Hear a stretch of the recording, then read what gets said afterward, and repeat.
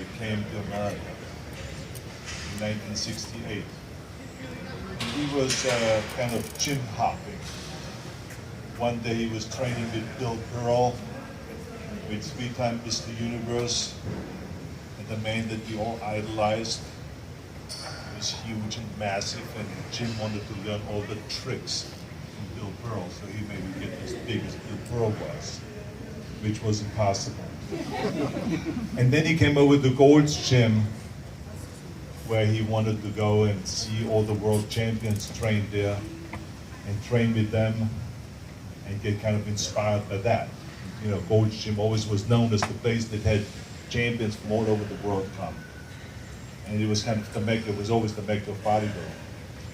But one thing, I never really trained with Jim, because he had his own clique, and I had my clique, you know, the Dave Draper and Frank Columbo, and Ken Waller, and those guys.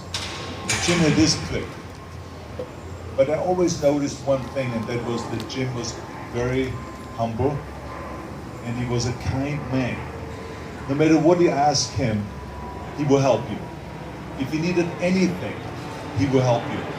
And it was not just with me, it was with any kind of a person, especially immigrants. People that came over from overseas that were lost, that kind of walked into the gym, they didn't have a place to stay, they didn't have food, they didn't have money.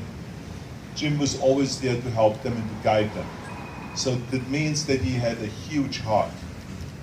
And of course you could tell that then after when he became the champion, you know, Mr. USA and Mr. America and all these great titles that he won, because he had a fantastic physique.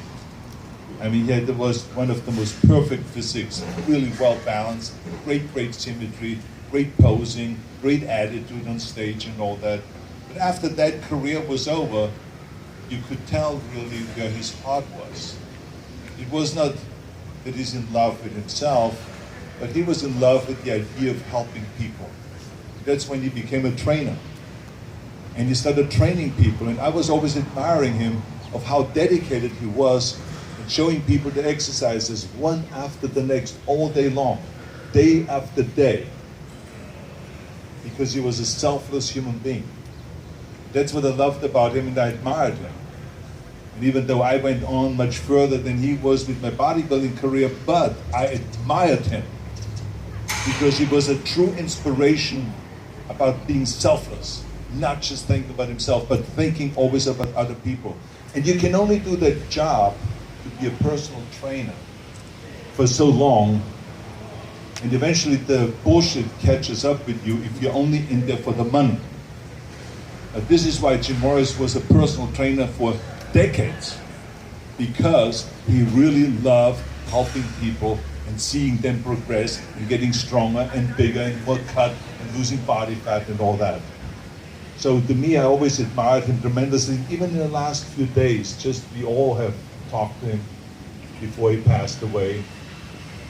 He was not even the kind of a guy that would ask you for a favor. I mean, if I would have known that he has financial problems, or that he's getting evicted from his apartment, or whatever other problems that he had, we would have all helped him, but he wouldn't say anything. That's the kind of a guy he was. You can go to him and ask him for a favor, but he would never ask you for a favor. He would never do that. And so, to me, even though he's gone, but I will always remember him.